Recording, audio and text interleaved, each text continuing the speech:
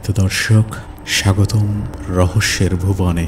আপনাদের আগের পর্বগুলোয় যে ভালোবাসা পেয়েছি তা আমাদের প্রতিটি গল্পে নতুন অনুপ্রেরণা যোগায়।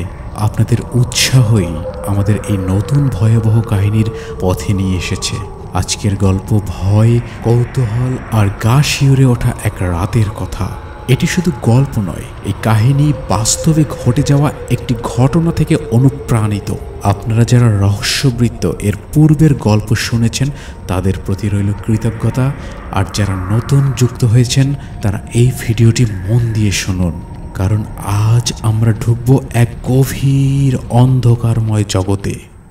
সম্মানিত শ্রোতা, রহস্যবৃত্তে আমরা বিভিন্ন ধরনের গল্প প্রচার করে থাকি, ঐতিহাসিক, ভৌতিক, অলৌকিক ইত্যাদি। ভূতের গল্পে অনেক সময় ব্ল্যাক ম্যাজিক, তন্ত্রমন্ত্র, ঝাড়ফুঁক ইত্যাদির উল্লেখ থাকে। গল্পের লেখক রোমাঞ্চকর আবহাওয়া বা প্লট তৈরির খাতিরে এগুলো ব্যবহার করে থাকেন, কোনো রকম কুসংস্কার বা অযৌক্তিক ভীতিকে প্রশ্রয় দেওয়ার জন্য নয়। আমরা আশা করব রহস্যবৃত্তের শ্রোতারাও সংস্কার মুক্ত হয়ে খোলা মনে গল্প শোনার আনন্দে এই গল্পগুলি সানন্দে গ্রহণ করবেন।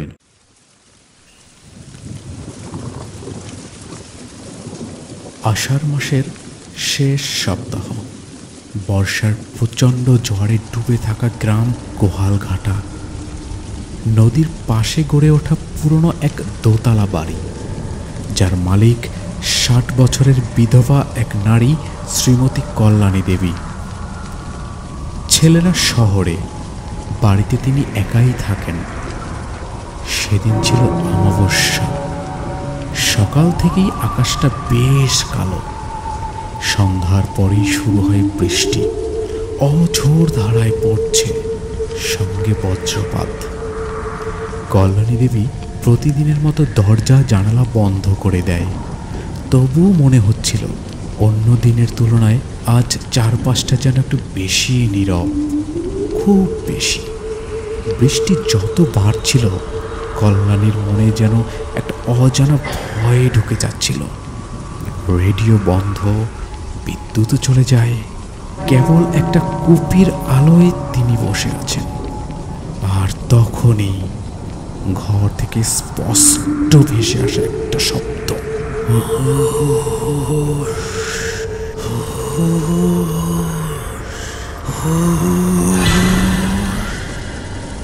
প্রথমে মনে হয়েছিল বৃষ্টির শব্দ, কিন্তু না, সেটি না। এই শব্দ যেন ঘরের মধ্য থেকেই আসছে। মনে হচ্ছিল নিচের ঘরে কেউ হাঁটছে, ধীর পায়ে ভারী কিছু টেনে নিয়ে যাচ্ছে। তিনি সাহস করে বারান্দায় গিয়ে নিচে তাকালেন। কই, কোথাও কিছু নেই তো। অথচ শব্দটা এখনো স্পষ্ট কানে আসছে। আর তখনই ঘরের ঠিক পেছনের জানালায় এক জোড়া চোখ, বড়, লালচে, স্থির, না কোনো মানুষের না কোনো পশুর, যেন তীব্র বিদ্বেষ নিয়ে তাকিয়ে থাকা কিছু। খুব বিদঘটে। কল্যাণী দেবী আঁতকে উঠে পিছন ঘুরলেন, কিন্তু চোখ জোড়া তখনও তাকিয়েছিল, এক পলক না নড়েই। একটা সময় বৃষ্টি থেমে গেল, বাতাসও থেমে গেল, কিন্তু সে ছায়াটা নড়ল না। আর হঠাৎ করে জানালার কাঁচটা চূর্ণ বিচূর্ণ হয়ে ভেঙে পড়ল। কল্যাণী দেবী দরজা বন্ধ করে তাড়াহুড়ো করে ঠাকুর ঘরের কোণে বসে পড়ল। তার বুক ধুকফুক করছে। হাওয়ার মধ্যে একটা গন্ধ, পচা কাপড়, ভেজা মাটি আর ধোয়ার গন্ধের মতো। অথচ চারপাশে আগুনের কোনো চিহ্ন নেই। তিনি চুপচাপ থাকলেও দরজার গায়ে কিছু ঠোকার শব্দ শোনা যাচ্ছিল।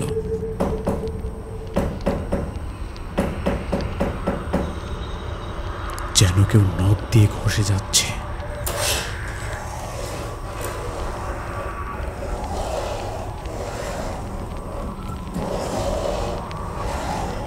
তারপর হঠাৎ কল্যাণী, কল্যাণী, কল্যাণী,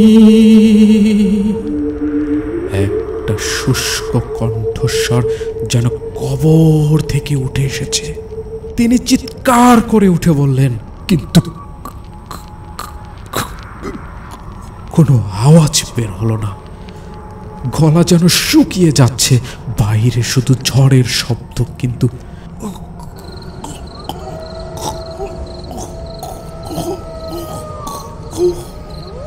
গলা শুকিয়ে গেছে। বাইরে শুধু ঝড়ের শব্দ, কিন্তু ঘরের মধ্যে এমন নিস্তব্ধতা, যেন মৃত্যুর আগের মুহূর্ত।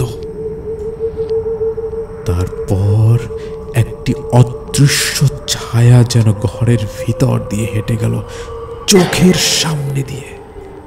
কপির আলোটাও নিভে গেল হঠাৎ। ঘড়িতে তখন 3:03।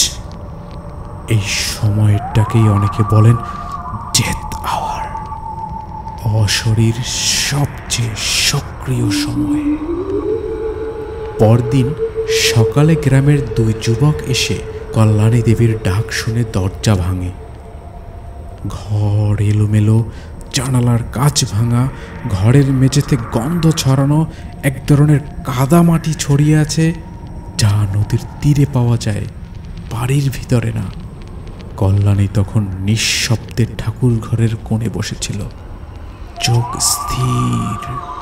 কেউ ডাকলে সাড়া দেয় না, শুধু একবার বলল, জানালার ওদিক কেউ তাকিয়েছিল, ওর মুখটা যেন মানুষের ছিল না।